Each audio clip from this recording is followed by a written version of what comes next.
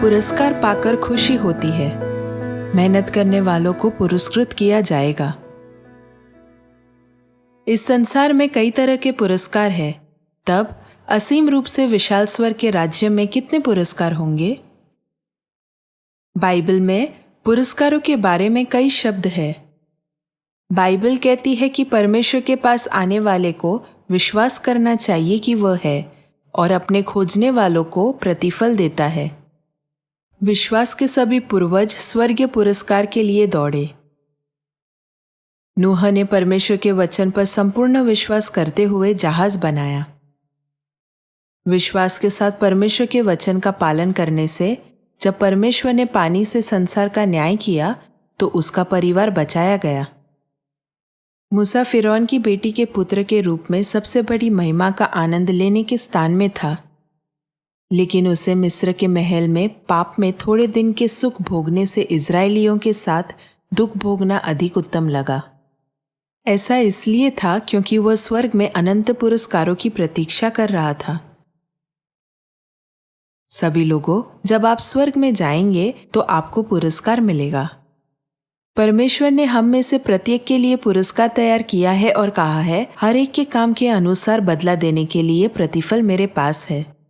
परमेश्वर हमें कई पुरस्कार देंगे, जैसे नूह को दिया गया आज्ञाकारिता का पुरस्कार, मूसा को दिया गया धीरज का पुरस्कार, अब्राहम को दिया गया विश्वास का पुरस्कार, याकूब को दिया गया एहसास का पुरस्कार जिसने आशीषों के मूल्य को महसूस किया, दाऊद को दिया गया साहस का पुरस्कार और सुलेमान को दिया गया बुद्धि का पुरस्कार। परमेश्वर हमें गिदोन को दिया गया योद्धा का पुरस्कार, दानियल के 3 दोस्तों को दिया गया विश्वास का पुरस्कार, यहोशू को दिया गया साहस का पुरस्कार, पतरस को दिया गया निष्ठा का पुरस्कार और प्रेरित पौलुस को दिया गया जोश का पुरस्कार जैसे पुरस्कार देंगे। फल का पुरस्कार, नम्रता का पुरस्कार, भक्ति का पुरस्कार, दयालुता का पुरस्कार, विचारशीलता का पुरस्कार, अनुशासन का पुरस्कार, प्रबंध का पुरस्कार, सेवा का पुरस्कार और प्रेम का पुरस्कार भी होंगे। परमेश्वर हमें अनगिनत पुरस्कार देंगे। यदि हम प्रचारकों को 1 कप ठंडा पानी दे तो भी हम अपना पुरस्कार नहीं खोएंगे। तब परमेश्वर सियोन की संतानों को कितना बड़ा पुरस्कार देंगे, जिन्होंने परमेश्वर के साथ मिलकर सुसमाचार के लिए काम किया है। पिता खोए हुओं को ढूंढने इस पृथ्वी पर आए और किसी भी परिस्थिति में हमेशा सुसमाचार का प्रचार किया। चूंकि परमेश्वर ज्योति है, इसलिए हमें भी ज्योति की संतान के रूप में कई लोगों पर परमेश्वर के प्रेम और सत्य की ज्योति को चमकाना चाहिए। यदि हम परमेश्वर पर विश्वास करते हुए जो प्रतिफल देते हैं, परिश्रम पूर्वक उनके वचन का समय और असमय प्रचार करते हैं, तो हमें प्रतिफल मिलेगा। जब हम नई वाचा के सुसमाचार का प्रचार करते हैं तो जो आत्माएं नरक में जाने के लिए नियत थी, वे अनंत जीवन प्राप्त कर सकती है, स्वर्ग जा सकती है, राजपतधारी याजक बन सकती है और स्वर्गीय विरासत प्राप्त कर सकती है। इस प्रकार हम जो कुछ भी करते हैं वह स्वर्ग में पुरस्कार के योग्य है। हमें स्वर्ग के राज्य में जाने और ऐसा मूल्यवान कार्य करने की अनुमति देने के लिए परमेश्वर को धन्यवाद देना कभी नहीं भूलना चाहिए। पहलौठे का अधिकार प्राप्त करने के बाद भी एसाव को अपने पहलौठे के अधिकार के मूल्य का एहसास नहीं हुआ और उसने इसकी उपेक्षा की। अंत में याकूब ने उसकी आशीष ले ली जो पहलौठे के अधिकार का मूल्य जानता था। शाऊल ने भी परमेश्वर के वचन की अवहेलना की, इसलिए दाऊद को सिंहासन दिया गया, जिसने परमेश्वर के वचन को बहुमूल्य माना और उसका पालन किया। स्वर्गीय पहलौठों के रूप में आइए हम इस अद्भुत आशीष की उपेक्षा न करें, लेकिन उस दिशा में दौड़े जिस दिशा में पिता चाहते हैं कि हम परमेश्वर की व्यवस्था के अनुसार दौड़े और स्वर्गीय मुकुट प्राप्त करें।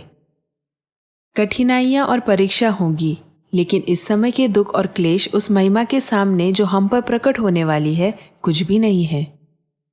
जिन्हें धार्मिकता के कारण सताया जाता है, उन्हें स्वर्ग में एक बड़ा पुरस्कार मिलेगा। प्रेरित पौलुस भी स्वर्ग के राज्य की ओर दौड़ा।